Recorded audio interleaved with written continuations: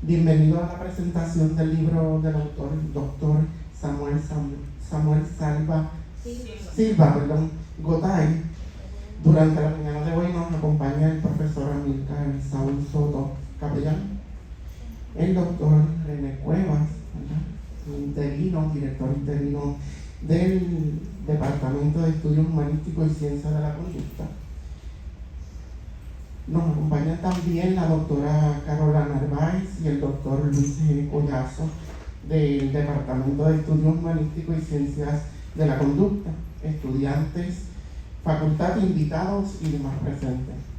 Favor mantenerse de pie para una invocación que estará a cargo del compañero Amílcar Soto Capellán. Buenos días tengan todos y todas. Son tan amables, me acompañan en esta oración y oramos en el nombre del Padre, del Hijo y del Espíritu Santo. Gracias Dios por el día que siempre nos permite vivir. Te pido, Señor, en este momento, por esta actividad y la presentación de este libro, fruto de un esfuerzo, de un deseo de este gran siervo tuyo. Te pido que cada uno de nosotros aquí podamos aprender y sacar el mayor provecho posible y sobre todo enriquecer nuestra vida en todo conocimiento. Bendice igual a cada uno que estamos aquí y luego acompaña a nuestras respectivas responsabilidades.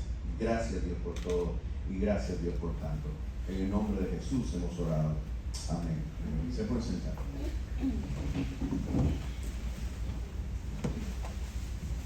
Ahora pasamos a unas breves palabras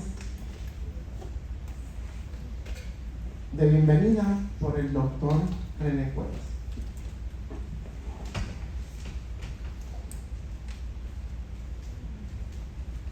Buenos días, ¿escucha? ¿Está el micrófono entonces? Muy buenos días.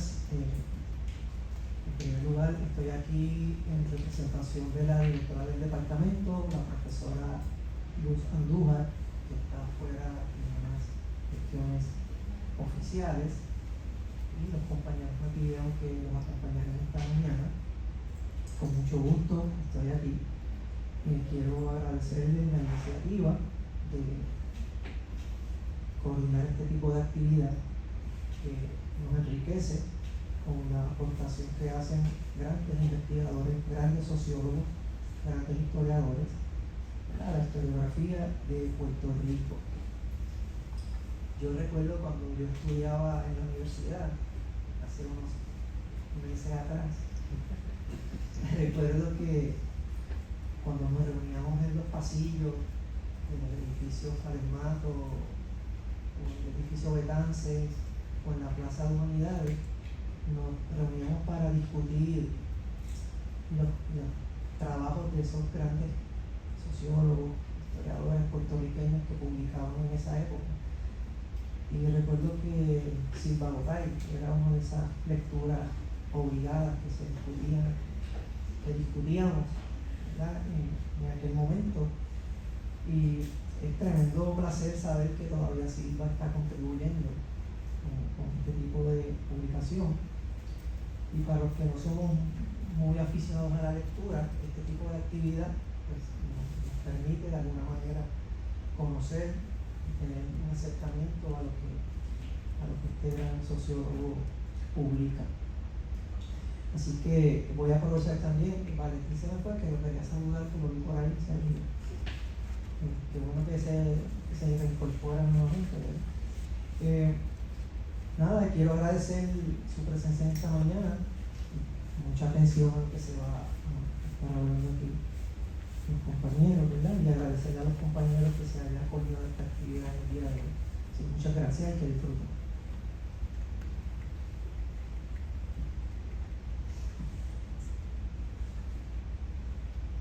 En estos momentos doy lectura de la semblanza para conocer un poquito más de Samuel Silva Gotay. El doctor Samuel Silva Gotay se desempeñó como catedrático y profesor distinguido del Departamento de Ciencias Sociales de la Universidad de Puerto Rico.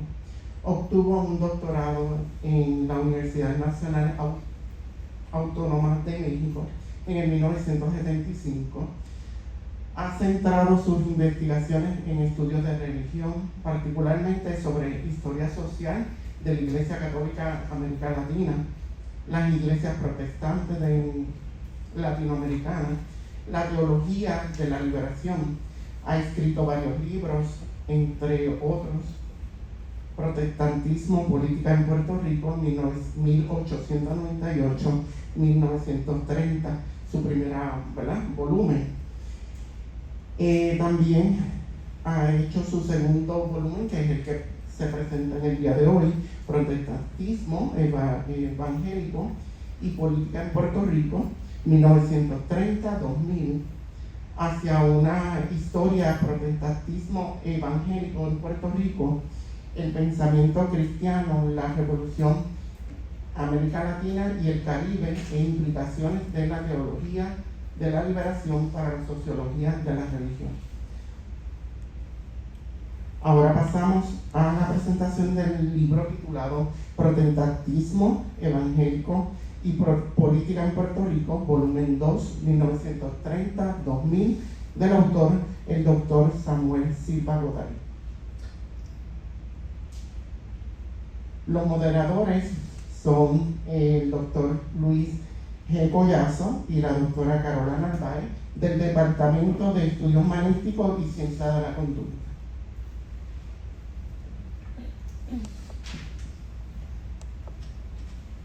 Buenos días. Buenos días. Es un gusto poder compartir con ustedes en esta mañana y con el doctor Luis Collazo, un año después de haber presentado el primer volumen de este libro que estamos presentando hoy. Me refiero al primer volumen, que es el de Protestantismo Evangélico y Política en Puerto Rico, volumen 1, del 1898 al 1930, del doctor Silva Goday. En aquella presentación, hace un año atrás, les mencionaba que ese trabajo se ciñe en un marco teórico sobre la historia de las mentalidades, porque esto permite mostrar, como dice Silva Goday, representaciones colectivas e inconscientes que se manifiestan en actitudes y comportamientos de un pueblo. En esta nueva presentación nos encontramos con este segundo volumen del Protestantismo Evangélico y Política en Puerto Rico, que es del 1930 al 2000. En el título también dice que es la puertorriqueñización del protestantismo evangélico. Este trabajo, que hace mucho tiempo que estábamos esperando, contiene una información valiosa que debo enfatizar que no es solo para el sector protestante. En este libro hallamos una parte de la historia de Puerto Rico, una historia que muestra las luchas del protestantismo, pero también el ecumenismo en su máxima expresión. Hay unos capítulos donde también vemos al sector católico, igualmente vemos a los académicos, es decir, vemos expertos en la materia, los profesores, ¿verdad?, y estudiantes que se unieron en muchas de estas luchas desde su conocimiento. Este libro, que tiene 364 páginas, le faltó una para que fuera una por año, ¿verdad? 364 páginas, contiene 9 secciones, 19 capítulos, y aunque quizás para algunos esto suena como si fuera algo extenso, debo indicar que es un libro de fácil lectura. Voy a tratar de hacer un breve recorrido, dije breve aunque son 19 capítulos, pero voy a tratar de hacer un breve recorrido contando algunos de los temas que me parecieron interesantes y algunas críticas fraternas que abren el espacio para que otros investigadores continúen estudiando estos temas y aportando a la historia de nuestro país. Y comenzamos con esta primera sección que se titula Protestantismos Evangélicos en la década del 30. Ese primer capítulo, en esa sección, el autor enfatiza el impacto que tuvo la conferencia de Oxford en el 1937. No podemos olvidar que para el ecumenismo tuvo un gran impacto, ya que plantea el tema de la unidad de la iglesia. Según Silva Goday, y ahora lo cito directamente a él dice: este movimiento buscaba promover la responsabilidad social de la iglesia para atender los problemas económicos y sociales que generaba la industrialización desde el siglo XIX, y cierro la cita. El autor expresa que antes de esto existieron movimientos como la Federación Mundial de Estudiantes Cristianos, organizada en el 1855, la Conferencia Mundial Misionera de Edimburgo, del 1910, el establecimiento del Concilio Internacional Misionero del 1921 y la Conferencia de Fe y Orden reunida en Lausanne en 1925 para considerar la unidad de la Iglesia. De hecho, en esta época el autor menciona que la Federación Mundial de Estudiantes Cristianos aborda discusiones sobre esa participación social como parte del Evangelio, el compromiso con los más necesitados y la concepción teológica de la unidad de la Iglesia. Es así entonces como empezamos a ver una evolución en las discusiones que cada vez aumentan ante los desafíos planteados por la Gran Depresión, 1929. Cuando llegamos a la segunda sección del libro, la segunda sección titulada Puerto Rico entre las décadas del 30 al 50, contexto histórico de la vida de la Iglesia, es ahí donde entonces Silva Gotay presenta un contexto histórico. Ahí nos encontramos con el capítulo 2, que se titula así, Contexto Histórico, donde comienza entonces con ese periodo del 1929, dando paso a explicar lo que fue la Gran Depresión. Y cito nuevamente, dice: en la década de la Gran Depresión, el hambre y la pobreza determinarán los desafíos a los cuales se enfrentará la sociedad puertorriqueña, no solo política y económicamente, sino en las prácticas religiosas. Las diversas formas que tomará el protestantismo en la isla durante esa década responderán a las cuestiones que la vida planteaba en esa década. Y cierro la cita. Luego vemos en la sección 3, titulada Esos nuevos modelos del protestantismo evangélico en Puerto Rico, donde aquí nos vamos a enfrentar a esas respuestas, ¿verdad?, ante la Gran Depresión, y parte de esas respuestas va a ser lo que se denomina el avivamiento del 33 en la Iglesia de Discípulos de Cristo. En esto el autor menciona, y cito nuevamente, el avivamiento del 33 fue un intenso despertar religioso que se experimentó en la denominación de la Iglesia Discípulos de Cristo durante la época de la Gran Depresión. En Puerto Rico, la vida de los creyentes de las iglesias en la década del 30 fue impactada por la crisis económica y social de la Gran Depresión. Quiere decir que aquí nos encontramos, si ya habían unos problemas en Puerto Rico, suma, ¿verdad?, lo que incluye ahora la Gran Depresión. Igualmente, él explica lo que fue ese trabajo misionero de los menonitas en las montañas de Puerto Rico. En este particular, el autor recurre a describir algunas de las fotos que evidencian la actividad de los menonitas. El trabajo no incluye las fotos, debo mencionar eso, no incluye las fotos. Esto a mí me pareció muy interesante. Él no incluye las fotos, pero él las describe. Así es que, de tal manera que el investigador que quiera ver las fotos puede ir a la colección menonita y buscar por las referencias que incluyen en el trabajo. Esto yo creo que lo hace todavía más interesante, o quizás para los curiosos, ¿no?, que pueden ir entonces y buscar en esa colección. Debo mencionar entonces que como historiadora, esa colección es un legado fotográfico de gran importancia para nuestra historia. Así es que les invito también a que busquen todos esos recursos que tenemos y bueno, conozcan un poco más. Esta colección se encuentra en la Fundación Luis Muñoz Marín. Es importante resaltar que en este libro se menciona que el trabajo de los misioneros tenía unos desafíos por lo del idioma.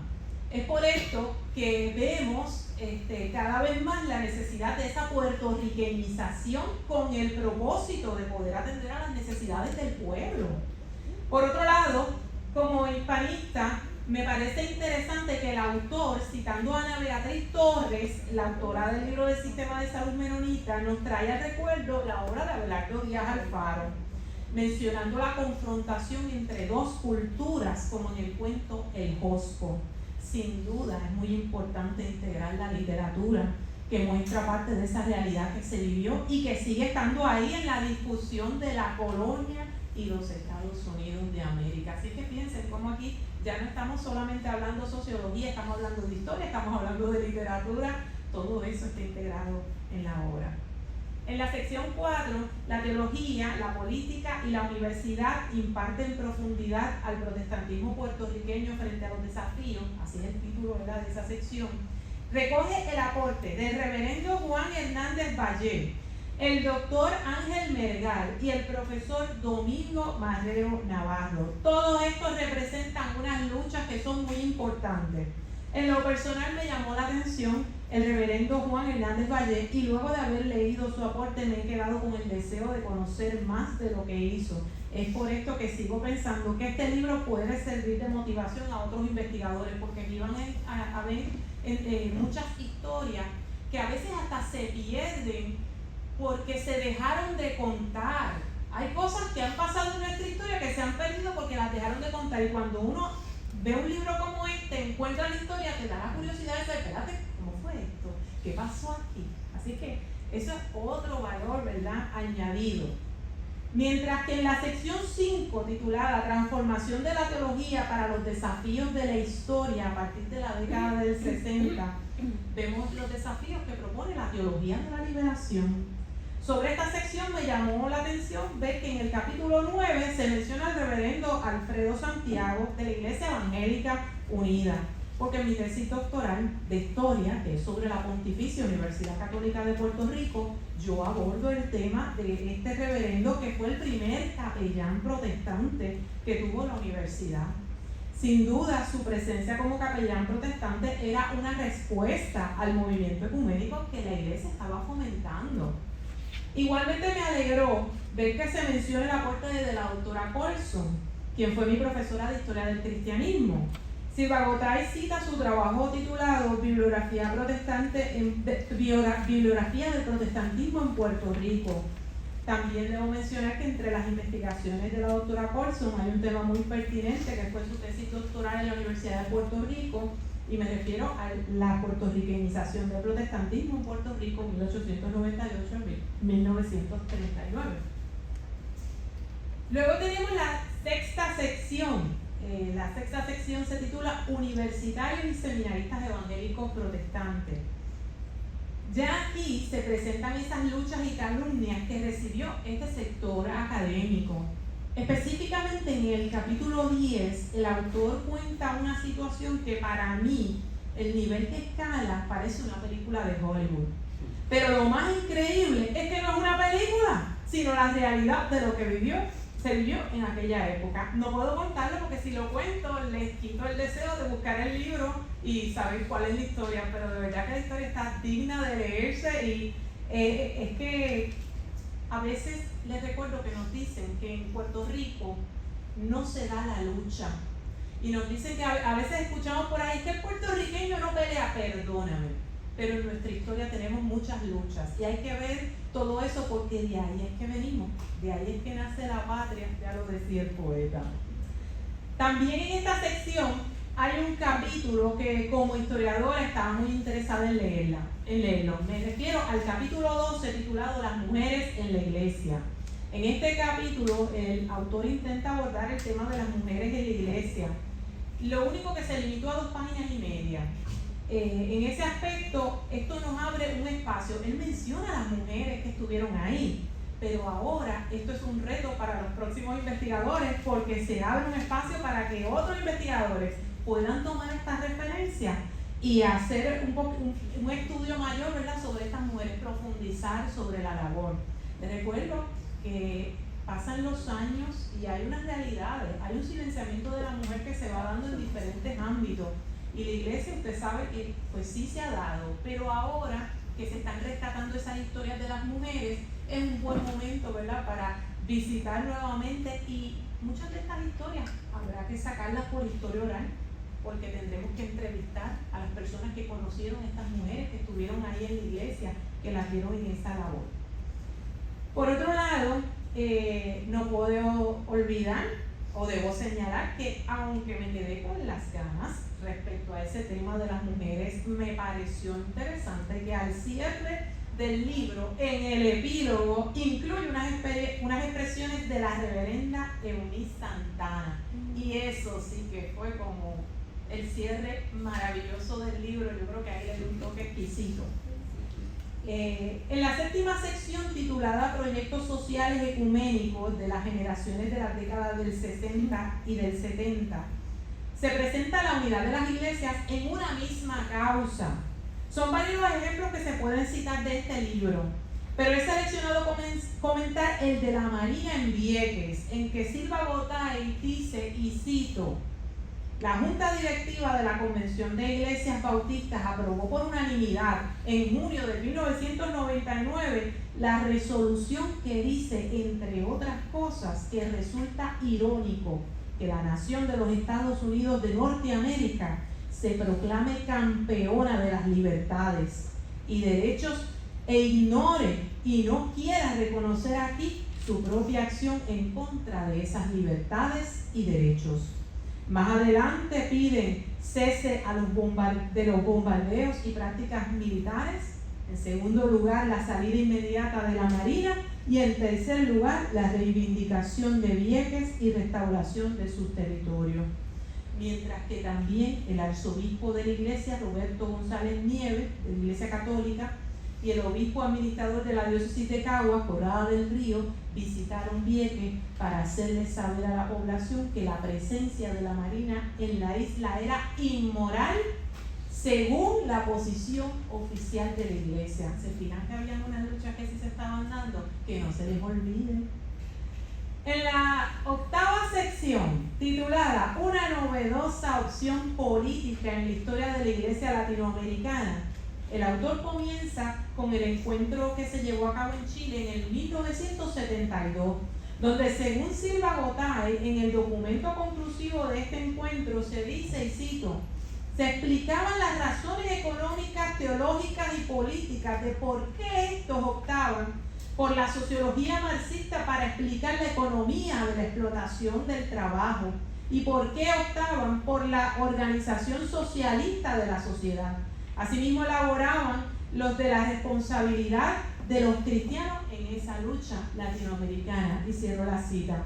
Cuando se estudia la documentación base de Puerto Rico sobre los cristianos por el socialismo, se ven problemas como el aumento del desempleo, las fábricas abandonadas en la isla, la creciente criminalidad, la intensificación de los conflictos sociales, el prejuicio racial, el prejuicio contra la mujer. Esto fue en 1975. Llama la atención que son los mismos problemas que seguimos viendo en nuestra sociedad, lo que implica que hace falta todavía seguir luchando por estas mismas situaciones en nuestro país, desde la realidad donde estamos, ¿verdad? Les recuerdo que aquí lo que estamos viendo es desde esa realidad del protestantismo evangélico y cómo se extiende más allá a ese ecumenismo. Pero esto implica que hace falta un cambio desde el lugar de cada uno, porque a veces la gente piensa que los cambios tienen que ser cosas extraordinarias y masivas. Empieza desde esa realidad de cada cual, no tiene que ser algo, ¿verdad? Vamos uno a uno, ¿verdad? En la novena sección, titulada Movimientos de Renovación de la Iglesia Católica en Puerto Rico, el autor hace un breve recorrido por lo que han denominado como los católicos rebeldes. En cuanto a este tema, el autor cita al doctor José Enrique Lavoy en su libro Los católicos rebeldes en la Guerra Fría. Asimismo menciona las elecciones del 60 y lo del Partido Acción Cristiana. También menciona que un gran ejemplo de estos rebeldes católicos fue el obispo Parrilla Bonilla, quien fue muy vocal también con el tema de la colonia. Al finalizar la lectura del libro, me ha parecido muy interesante ver la lucha por la puertorriqueñización del protestantismo evangélico. En mis estudios graduados en teología y en historia había estudiado a profundidad el concepto de la americanización desde la política y el catolicismo. Aunque conocía brevemente esta lucha en el sector protestante, hay eventos que el doctor Silva Gotay menciona que creo que le dan ese valor a esa memoria colectiva que es tan importante. Entiendo que al igual que como dice el autor al final del libro, y cito, él dice: logramos rescatar algunos nombres de estos héroes, pero aún quedan muchos por nombrar. Yo creo que aquí el autor, cuando cierra su libro, nos está haciendo una invitación a todos los investigadores para que retomen el tema. También hago un énfasis en ese tema de las mujeres, que es importante que se hable también un poco más, así que yo creo que el autor nos ha lanzado una invitación muy importante. No olvidemos, ¿verdad?, que es una historia fascinante y hay muchas microhistorias dentro de todo esto. Por eso a veces es difícil lograr que se hable más de estas personas puntualmente, porque a veces hay unos eventos que impactaron más y pues se dedican, pero esto es una invitación también a eso que se llama esa microhistoria. Así es que les invito a que lean el libro, está muy bueno, de fácil lectura, muy interesante y bueno, muchas gracias.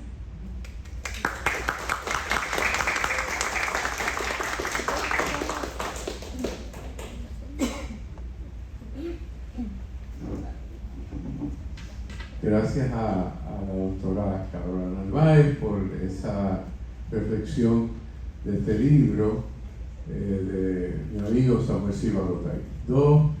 Voy a comenzar de esta manera. ¿Cuántos de los que están aquí tienen menos de 24 años o menos? Lo que quiere decir que la mayoría aquí son hijos o hijas del siglo XXI. Y este libro trata del siglo XX. Y realmente lo que Samuel está tratando de decir, usualmente nosotros pensamos, y ese ha sido parte del discurso que se ha dado, de que la religión y la política no tienen vínculo. Ese es uno de los argumentos que suenan. Y históricamente las democracias occidentales han establecido la separación de iglesia y Estado. Yo particularmente pienso que ambas cosas son superfluas, no son reales y son manipulaciones que los sistemas llamados democráticos han querido decir y han querido establecer. Porque no hay realmente tal separación de iglesia y Estado y no hay realmente esa separación de religión y política. ¿Qué quiere decir Samuel? Como decía la doctora, presentamos hace un año un libro que estaba planteando de que con el dominio estadounidense en Puerto Rico y la llegada de la iglesia mayormente protestante, aunque también el catolicismo quiso hacerlo en cierta forma, ambos, pero particularmente el movimiento protestante, trató de establecer su trabajo religioso como si fuese el medio de americanizarnos a nosotros. Así que prácticamente era un protestantismo evangélico americanizante. Y eso es lo que Samuel estaba diciendo en general, ¿verdad? Estoy presentando el libro. Entonces, Samuel nos está diciendo, el autor, que realmente ese protestantismo americanizante de los primeros 30 años del siglo XX, luego del 30 venimos a ver una respuesta a ese protestantismo pro-americanizante con un protestantismo evangélico que en cierta manera comenzó a responder a la realidad puertorriqueña y comenzó entonces a, vamos a decir, contrarrestar críticamente ese uso del protestantismo para tratar de que nosotros adoptáramos los estándares de vida y de pensamiento americanizantes. ¿Qué en general nos dice el libro? La parte que me corresponde enfatizar. Primero, debo destacar tres líderes que ya comienzan a decir, aquí tenemos que releer la Biblia, releer el protestantismo desde otra perspectiva que sea mayormente identificada con nuestra historia y nuestra realidad y nuestro evento puertorriqueño. El primero, lo mencionó la doctora Narváez, Juan Hernández Valle, y él representa en cierta manera un protestantismo evangélico afirmativo del derecho de Puerto Rico a su independencia. Y este ministro evangélico comenzó a colaborar y a proponer y a afirmar y a defender esa perspectiva. Vean que entonces ya el protestantismo comenzó a un giro, a mirar la realidad de Puerto Rico desde otra óptica, desde otra perspectiva.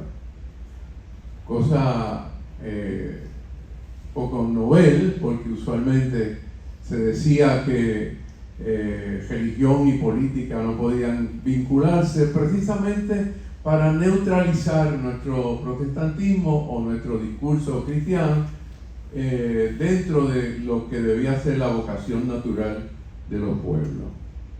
Y debo decir que esa realidad de separar esa dicotomía entre política y religión que se quiso implantar acá, en cierta manera no era lo que realmente ocurría en el contexto estadounidense. El segundo líder de esa época, el doctor Ángel Melgar, con quien tuve relación de familia, vincula el protestantismo con la hispanidad. Y vean qué quiero decir con eso. En cierta manera Melgar estaba diciendo, es que el protestantismo no es norteamericano. No tiene que ser visto desde Norteamérica, no tiene que ser visto a través de los ojos de los Estados Unidos y de los misioneros americanos. El protestantismo también tiene que ver con la tradición hispana, con la herencia de la hispanidad, con esa perspectiva. Y el otro, tercero, es el profesor Domingo Marrero Navarro. Y él también comienza a traer esa perspectiva de un protestantismo vinculado a la realidad puertorriqueña con su afirmación de la libertad. Y vean que es importante porque el primer periodo que decía de los primeros 30 años del siglo XX, la libertad se podía vincular mayormente, o se trató de vincular ese protestantismo con una democracia al estilo norteamericano. Y el profesor Domingo Marrero comienza a hablar de libertad desde la perspectiva protestante, pero en su dimensión total y particularmente puertorriqueña. Así que la libertad implicaba no solamente la libertad de la persona, sino la libertad de una nación, de un pueblo. Vean que ellos tres comienzan a decir, vamos a diferenciarnos de ese protestantismo americanizante de los primeros 30 años del siglo XX y vamos a comenzar a hablar de un protestantismo puertorriqueño que tiene otras implicaciones y que afirma el derecho a la libertad, a la igualdad, a la dignidad total. ¿Qué más nos dice este libro en esa década del 60 al 70? Yo pregunté un poco la edad de ustedes, pero no sé si alguno de ustedes ha escuchado hablar de la guerra de Vietnam. La guerra de Vietnam. Así que, en cierta medida, lo que estamos diciendo que en esa década el protestantismo comienza a asumir una idea más ecuménica en denuncia del militarismo y en denuncia de una cultura bélica que mayormente estaba siendo determinada por los Estados Unidos de Norteamérica. Y por ejemplo, se crea el proyecto caribeño de justicia y paz, que el libro lo aborda. Ese proyecto, por lo que voy a decir más o menos adivina mi edad, yo presidí ese proyecto en varios años, la junta directiva de ese proyecto.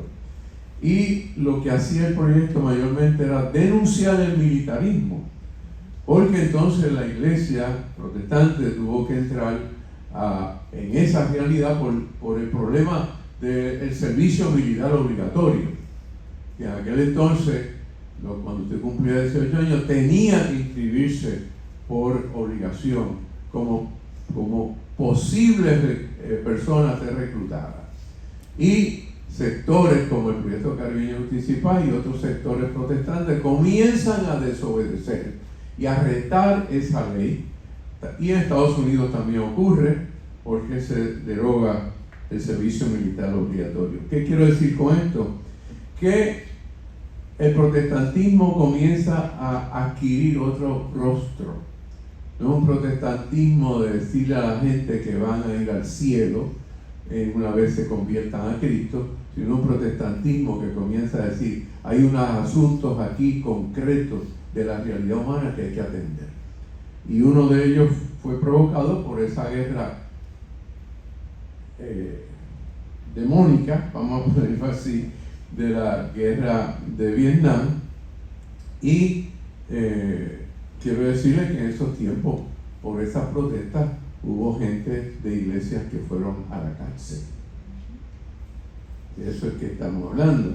Vean que es un protestantismo que está diciendo Samuel en todo este proyecto, un protestantismo que de afirmar ingenuamente una americanización comienza a un protestantismo que dice, aquí hay unas realidades que hay que enfrentar y hay que denunciar. Otro aspecto importante es el movimiento de los derechos civiles y la revolución cultural. Me imagino que ustedes han escuchado hablar de Martin Luther King, ¿verdad? Así que en ese protestantismo, mayormente el primero, mayormente blanquito, comienza a ser un protestantismo el negro, del afrocaribeño. La doctora Carola mencionó a Alfredo Santiago. Alfredo Santiago, con quien tuve una gran amistad y con quien compartimos una amistad íntima, fue uno de esos líderes afro-caribeños. Pero también, además de Alfredo Santiago, estaba William Fred Santiago, que todavía está vivo, Alberto Casillas, amigo mío, ministro bautista, también, Moisés Rosa, estoy nombrando nombres, Eunice Santana, que acá la doctora Narváez mencionó, y Wanda Colón. No se conoce mucho de ella, pero Wanda era periodista, y todos ellos pertenecían a ese color que se llama afrocaribeño.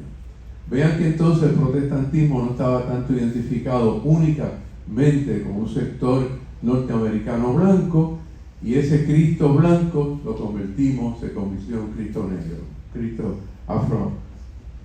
afro-puertorriqueño.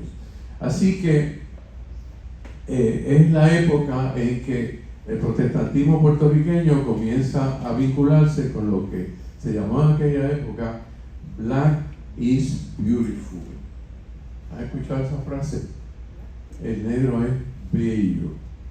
Porque nosotros estereotipamos la idea de que Cristo es blanco y que el blanco es el lindo. Pues en esa época se dio. ¿Qué más podemos decir ahora? Estoy tratando de ser justo con el tiempo. Otro aspecto que menciona el libro, muy importante, un evento muy importante, fue el Concilio Vaticano, que convocó el Papa Juan XXIII. Y ahí se reúne la jerarquía, para globalizar la jerarquía católica romana. Y en cierta medida el Concilio Vaticano II, desde el ámbito católico romano, es en parte una respuesta a los desafíos del mundo moderno. Y uno dice, bueno, ¿qué tendrá que ver eso con la realidad de Puerto Rico? Yo diría que el Concilio Vaticano II, y esto lo digo yo, no es que esté escrito, es como una reforma católica romana, ¿verdad? Es abrir, reinventar, voy a usar esa palabra, reinventar la iglesia y responder a los desafíos de aquel tiempo.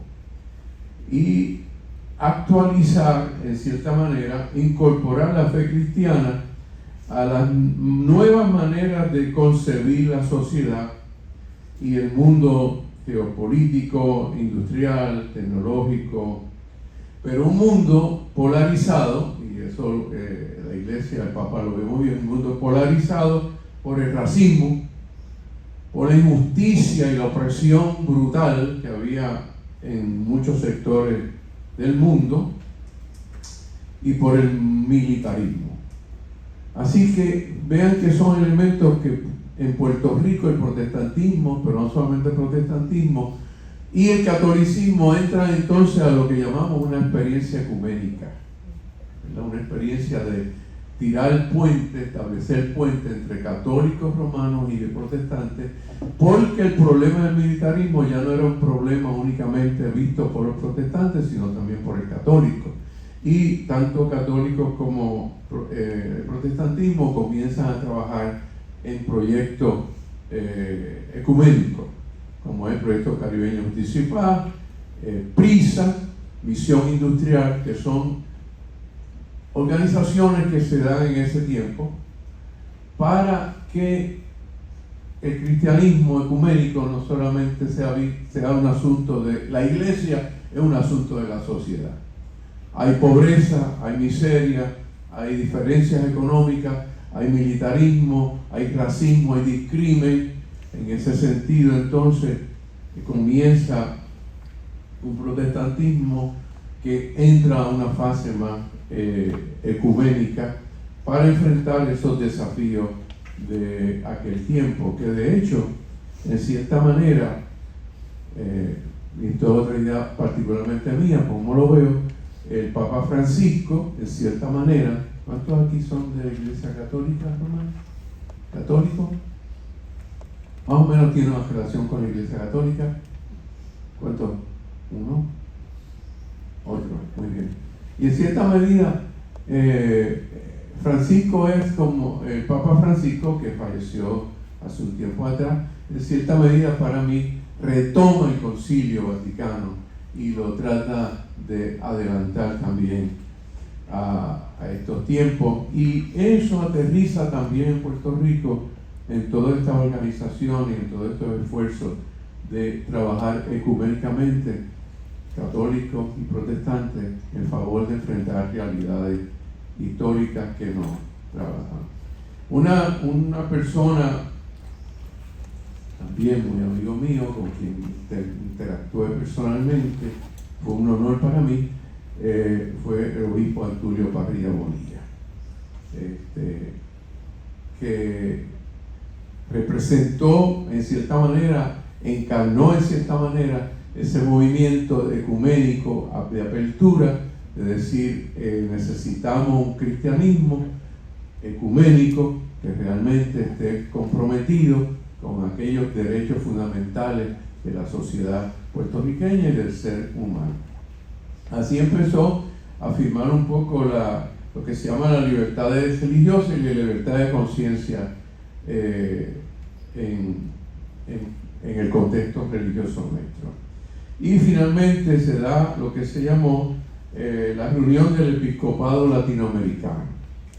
Y yo diría que esa reunión, y entiendo que así Samuel lo presenta, es como una vincular el trabajo cristiano latinoamericano con los paradigmas que presentó el Concilio Vaticano II. Y aquí en Puerto Rico entonces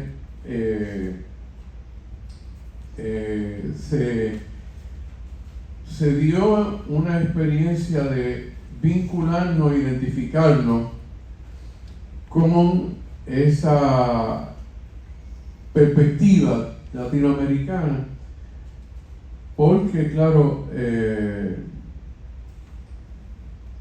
nos habían dicho que nosotros como que éramos ni de aquí ni de allá, así que en cierta manera esa conferencia nos ayudó a aterrizar, a decir, nosotros tenemos una identidad latinoamericana también y tenemos que afirmar esa identidad latinoamericana, incluyendo la dimensión de la iglesia y de la religión. Y entonces, y por tanto comienza a darse un trabajo más intenso dentro del protestantismo y dentro del catolicismo y esa experiencia ecuménica que afirmó los derechos humanos, muy importante en este país, lo cual es muy pertinente en el día de hoy, me parece, el repudio al militarismo nuevamente y al imperialismo en general estadounidense.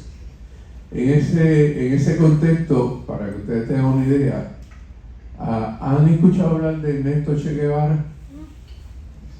No, algunos sí, ¿verdad? Ernesto Che Guevara. Ernesto Che Guevara fue un revolucionario que fue asesinado. Pero ¿por qué traigo el nombre de él, verdad? Porque él no es puertorriqueño, pero en ese tiempo hubo alguien aquí, hijo de un ministro, que escribió un libro. Miren el título del libro para que vean lo que estaba pasando y lo que sucedió entre Cristo y el Che Guevara.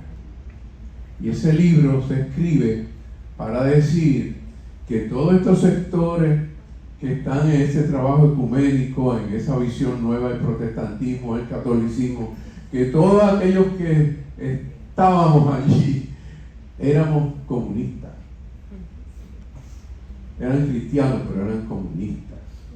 Así que vean que en cierta medida el protestantismo y el catolicismo y el movimiento ecuménico comenzó a ser un movimiento que desafiaba las estructuras dominantes y en ese sentido comenzó a ser perseguido, denunciado, incluyendo aquí una que se llama la carpeta, no sé si ustedes son del siglo XXI la mayoría, pero la carpeta.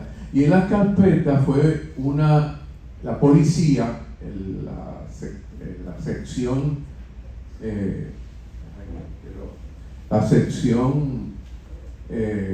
de inteligencia de la policía, para que ustedes vean hasta dónde llegó esto.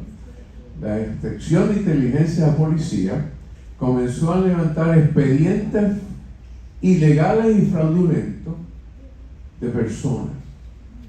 Pero en estos expedientes que se levantaron expedientes contra las iglesias, contra muchos pastores, pastoras, sacerdotes, contra organizaciones como las organizaciones ecuménicas,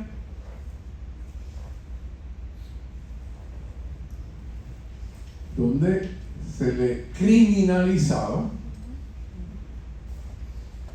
por tener esa perspectiva protestante, ecuménica, católica, romana, distinta, de afirmación de la identidad y puertorriqueña, de las situaciones que parecían ser antagónicas a la fe cristiana, como el militarismo, el racismo, la explotación, la desigualdad y la opresión de la mujer.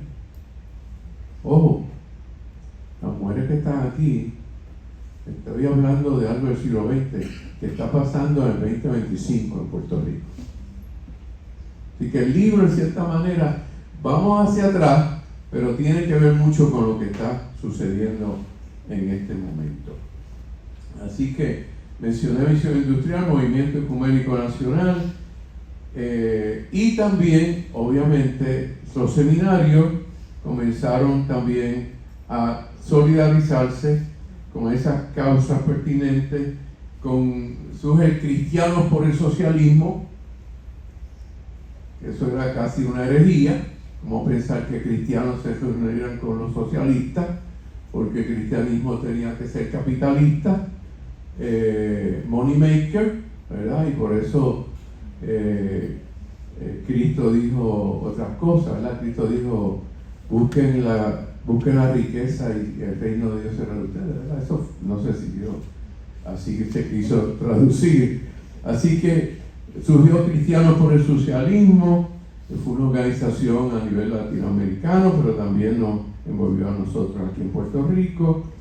Y hubo también un movimiento, para que ustedes vean cómo se daban esas confrontaciones, porque en ese tiempo trataron de establecer aquí las minas, en el área de adjunta, de la explotación de las minas. Dice, ¿qué tienen que ver las minas? Pues el movimiento ecuménico, el movimiento protestante y católico romano y ecuménico, comenzamos a oponernos a establecer, a que se establecieran las minas de creo, explotación de cobre era.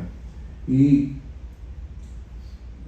traigo esto para que ustedes vean cómo era un protestantismo de las primeras 3 décadas, simple, superficial, americanizante, a un protestantismo y un movimiento ecuménico que comenzó a enfrentar toda situación de injusticia, toda situación de desigualdad, toda situación de iniquidad.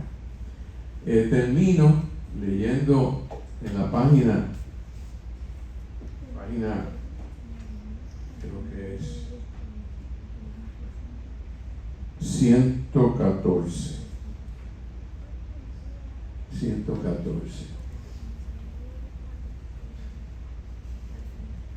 Esto viene de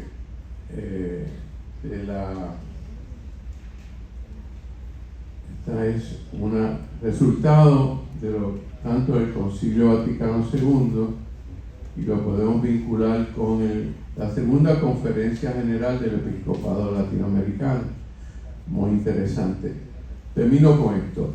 Dice, cita Silva Gotay: no deja de verse que América Latina se encuentra en muchas partes en una situación de injusticia que puede llamarse violencia institucionalizada cuando, por defecto de las estructuras de la empresa industrial y agrícola, de la economía nacional e internacional y de la vida cultural y política, poblaciones enteras faltas de lo necesario, viven en una tal dependencia que les impide toda iniciativa y responsabilidad, lo mismo que toda posibilidad de promoción cultural y participación de la vida social y política. Parte de ese denuncia, vean que es una denuncia política y social, que salen de los obispos latinoamericanos, criticando la realidad histórica de aquel tiempo. Y uno se pregunta, y concluyo con esto: la realidad actual, ¿les parece una realidad justa, donde hay justicia, respeto a la dignidad humana, equidad, paz, igualdad social? Por eso este libro del siglo XX nos habla hoy y nos alerta lo que pasa en el siglo XXI, 14 de octubre de 2025. Dejo por aquí a Martín. No sé si hay preguntas tanto para uno como para comentarios, protestas, ideas, sugerencias. La profesora Esther Alford. Sí, comentario. Te voy a pasar Comentarios de aquí. Me pareció bien irónico que cuando hacían la pregunta de cuántos de ustedes nacieron y cuántos de ustedes conocen, yo no miré hacia atrás, pero yo me imagino que muchos de los jóvenes que están aquí están pensando qué rayos estamos haciendo aquí, qué relevante tiene esto a mi vida. Y realmente sí lo tiene, porque el que no tiene memoria de dónde vino, por qué las cosas son así, no se va a dar cuenta cuando le arranquen la alfombra de debajo de sus pies y se caiga de espalda contra el piso que está bien duro. En otras palabras, los movimientos del siglo que comenzaron, bueno, mucho antes del siglo XX, pero estamos hablando de Puerto Rico y el protestantismo estadounidense. El proyecto americanizante de esos misioneros que cambió a un proyecto más criollo. Pero cuando se habla de protestantismo se está hablando de algo bien amplio y hay realmente unos movimientos evangélicos que están bien activos, no solamente en Estados Unidos sino aquí en Puerto Rico, que lo que quieren es establecer una dependencia de la iglesia hacia el Estado. La iglesia entonces se va, igualito que pasó en Alemania con Hitler. La iglesia es dependiente del Estado y la voz del Estado es también la voz de la iglesia. Esos movimientos están bien activos aquí en Puerto Rico en el 2025. Hay que entender entonces que la labor de la iglesia no se puede separar de los movimientos sociales, culturales y políticos. Eso que dijiste al principio, eso yo estoy completamente de acuerdo. Solamente hay que leer los evangelios para saber que el movimiento de Jesús del reino de Dios es un movimiento también político. Es cultural, es social, es religioso, pero más que nada es político, porque es contra del Imperio Romano. Y lo que hay que hacer específicamente, Mateo 25, lee Mateo 25 y te van a decir: tú eres un comunista, tú eres socialista, tú eres una extrema izquierda. Así que hay que saber de dónde salimos nosotros para poder enfrentarnos a los monstruos que nos están rodeando, y lo que quieren es decir: ustedes los puertorriqueños no valen nada. ¿Quiénes somos nosotros? Ese es el punto. ¿Dónde cabemos nosotros aquí en el Caribe? Damos gracias a la compañera profesora Estela Flores. ¿Alguien más quiere reaccionar, preguntar? Estamos abiertos a reacciones, preguntas, dudas. Probablemente lo que dice la compañera es bien importante. No sé si, Carola, tú quieres plantear algo, porque realmente el gran desafío, y estudiantes lo saben, lo que yo les he dicho, el gran desafío que tiene la gente hoy en día, particularmente los que nacieron en el siglo XXI, es que la educación les vació la memoria. La educación de este país, del mundo occidental, le vació la memoria a ustedes. Y por eso, cuando estamos hablando aquí, estamos hablando de cosas que usted dice: ¿qué rayo estará hablando doctor Arangay, el doctor Collazo, de esta cosa?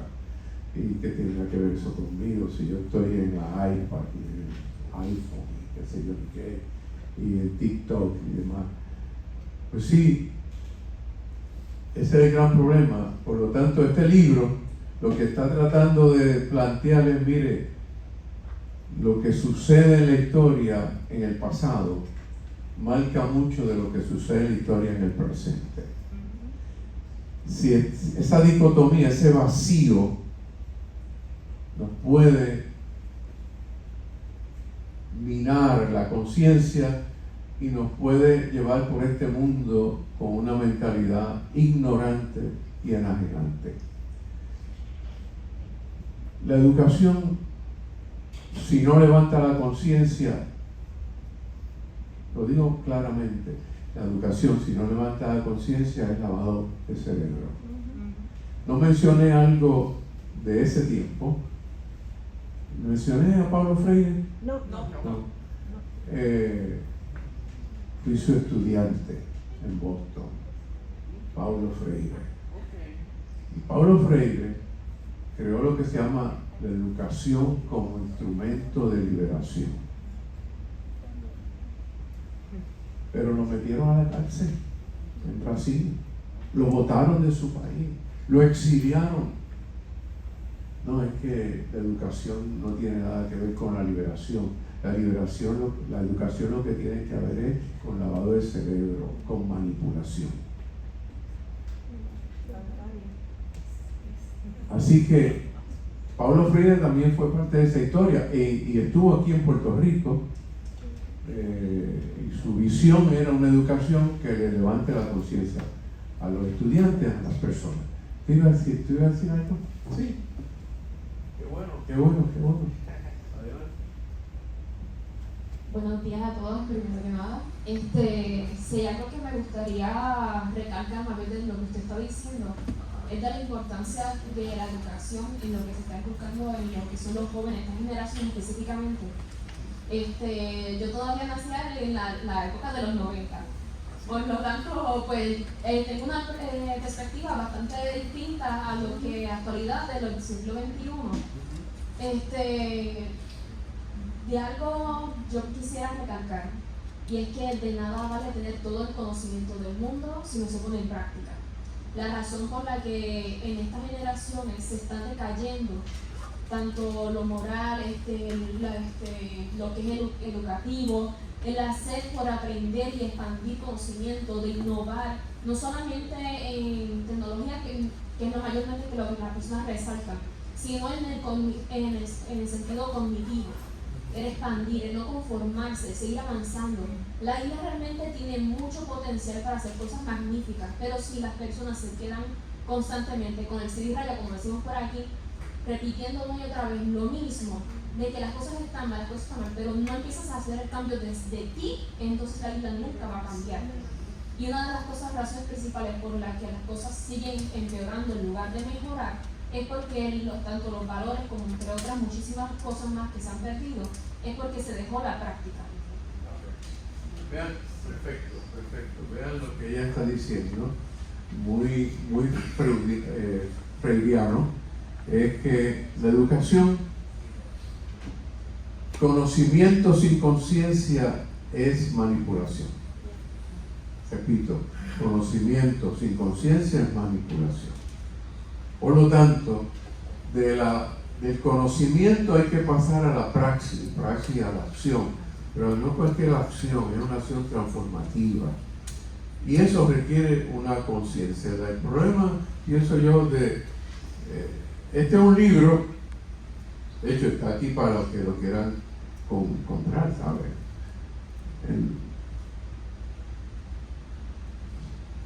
Una nota biográfica mía. Cuando yo estudiaba en la UPR daban becas. Aún daban becas. Yo cuando salía, me llegaba el cheque de la beca, donde primero yo iba no era a Burger King, era a la librería cultural. Así que de vez en cuando gaste sus chavitos en buena literatura. Pero sí, perfecto lo que dice la compañera. No solamente es conocimiento, sino que también es conciencia. En cuanto a eso que estaban mencionando de la educación, creo que sí es necesario también abrirse al conocimiento, y estamos viviendo un momento donde todas estas redes sociales están impactando tanto al mundo entero, porque ya no puedo decir que solo a los estudiantes, es al mundo entero. De momento me recuerda aquella época de baile, botella y baraja, aquel que decían que retenían al pueblo, ¿verdad? De Miguel de la Torre, era el gobierno de Miguel de la Torre, que entretenían al pueblo para que no piensen en las cosas que son importantes. Entonces esto nos trae otra vez nuevamente ese pensamiento de lo importante que es la educación, pero llevarla a esa acción, llevarla a la praxis, ¿verdad? Buscar ese espacio, porque estas historias que vemos aquí, si no, se van a perder. Y aquí hay una información muy valiosa. Aquí hay esas vivencias del puertorriqueño en estos momentos particulares. Ahorita el doctor Collazo mencionaba de PRISA, uno de esos organismos eclesiásticos ecuménicos donde fueron muy activos. Y yo quería señalar en la página 247 que dice que ellos sostienen como fundamentos para el trabajo, y miren las expresiones de ellos en este momento, cómo eran. Dice: el colonialismo es pecado, Dios es acompañamiento continuo en las luchas del pueblo, las iglesias están para servir como Jesús vino a servir, que la reflexión bíblico-teológica obliga a ubicarse en la realidad, la liberación es obligación evangélica, que hay que escoger el lado de los humildes, los menesterosos y los explotados, y que ser cristiano no está reñido con ser independentista y socialista. Y cierro la cita. Me trae al recuerdo algo en estas denuncias también que vemos.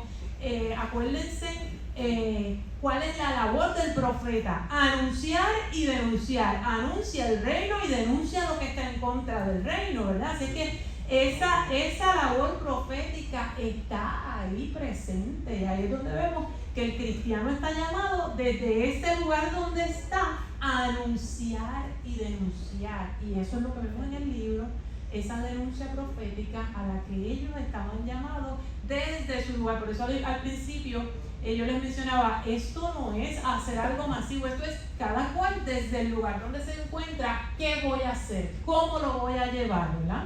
Así es que es interesante porque vemos el compromiso al que invita la palabra, el compromiso al que invita las Sagradas Escrituras a llevarlo a la acción. Y esto no se desvincula de lo que estamos viviendo hoy día, porque sabemos que hay muchos esfuerzos en nuestras iglesias que sí están invitando a ese unirse, a ese colaborar, a hacer tantas cosas. Me llamó la atención que ahorita el compañero mencionaba del Papa Francisco, y decía que retoma ese ecumenismo y la opción por los pobres, y eso es importante también porque fíjense cómo vamos llevando una reflexión de la década del 60 y sigue llevando, si seguimos, ¿verdad?, conforme al tiempo en el que estamos ahora. Así es que fíjense qué interesante. Y ahora el Papa León XIV acaba también de publicar una encíclica que sigue esa línea, donde nos recuerda que hay que mirar también al pobre. Por eso, y no es descabellado, de hecho, cuando miramos la década del 60, la discusión de las periferias, ¿cuáles son las periferias? Ese entorno de necesidad. Por eso cuando a mí me dicen, ¿el Papa Francisco es el que trae las periferias? No, no es el Papa Francisco, es la discusión que se da en la década del 60, después también del Concilio Vaticano II. La Iglesia del Caribe y Latinoamericana empieza a hablar de las periferias, y quiénes son, que son marginados, esos necesitados. Así que esto no es una sola, esto es todo en conjunto, y resulta más interesante cuando vemos diferentes instancias. Ya no te estoy hablando ni solo del protestante o solo del católico, diferentes instancias donde esto impulsa un diálogo. Esa es la parte importante, impulsa entonces a ese ecumenismo. Qué bonito, ¿verdad? Es maravilloso. Este fin de semana hubo una manifestación de varias iglesias en Cabo Rojo contra el proyecto Esencia. Así que la labor continúa. Sí, Muy bien dicho. Quizás retomando un poquito todo esto, uno de los aspectos que se está dando actualmente son los movimientos pro cuidado de la creación, de la naturaleza, defensa del ambiente. Y si ustedes examinan todos esos movimientos que se están dando en Puerto Rico pro defensa del ambiente, mayoritariamente las personas que están participando provienen o de la iglesia protestante o de la iglesia católica o romana. Así que en cierta medida parte de todo lo que se narra en este libro está en cierta medida sucediendo hoy por hoy. ¿Cuál es la realidad hoy en Puerto Rico? Pues una realidad que tenemos que remirar. Le toca quizás a la generación de historiadores mirar cuál es esa dinámica, esa interacción entre sociedad, política y iglesia en este tiempo, que la hay, ¿verdad? Así que vean cómo esa elemento de estudio es importante para poder orientar la vida y la sociedad y poder comprender más asertivamente cuál es la realidad de nuestro tiempo, porque probablemente hoy por hoy las instituciones religiosas están queriendo influenciar profundamente la dinámica de la sociedad puertorriqueña, y habría que preguntarse con qué intención y hacia dónde va. Bueno. Quiero hacer un comentario final. Un comentario final, y con esto nos vamos. Que no te roben la memoria, que no te roben la historia. Les recuerdo, mis queridos estudiantes, nos están limitando la historia, nos están limitando la literatura, y eso es un peligro terrible, porque mientras te limitan la historia o la literatura, te están robando tu historia. Quiere decir que aunque el mundo que está corriendo ahora quiere quitarles a ustedes el que aprendan historia, o quiere, mire qué sencillo es este detalle, es simplemente que pase ese día importante y a la gente se lo olvide. Es algo tan sencillo. Tenga mucho cuidado, porque así nos roban nuestra historia y entonces olvidaremos todas estas luchas. Yo creo que aquí tenemos, ¿verdad?, un tema muy importante. Hay que educarse, hay que leer historia, hay que leer y hay que seguir leyendo para conocer, y no leer solo una visión, leerlas todas, porque es la única manera de uno formar ese argumento, ese razonamiento, ese juicio crítico. Solamente se va a ver cuando usted mire todas las posturas dentro de ese tema. Así es que les invito a que sigan leyendo, estudiando historia, literatura, todo. Hay que leer, hay que educarse para mantenernos siempre con ese juicio crítico. También aprovechamos la ocasión. Aquí hablamos ahorita también del PAC. Yo mencioné algo ahí del PAC. La próxima semana tenemos también la presentación del doctor Luis Cruz Vélez sobre el libro Génesis del PAC, del Partido de Acción Cristiana. Así que también les invitamos a que puedan participar. Va a ser el martes a las 10 de la mañana.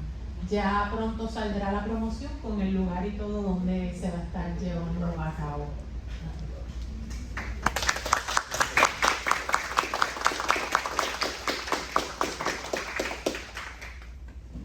En estos momentos damos por terminada esta actividad. Quiero agradecer a los profesores, a los estudiantes y a mi equipo de trabajo, el Centro de Acceso a la Información, por ser parte adelante de esta actividad. Así que nada, les exhorto, ¿verdad?, que sigan leyendo. El libro va a estar en biblioteca también, así que ya está el primero, para ver el segundo para allí. No nada más para que lo dejemos allí, sino también que lo solicitemos para poderlo leer, ¿verdad?, y poder expandir, ¿verdad?, esos conocimientos que tenemos. Así que cuídense y bonito día a todos.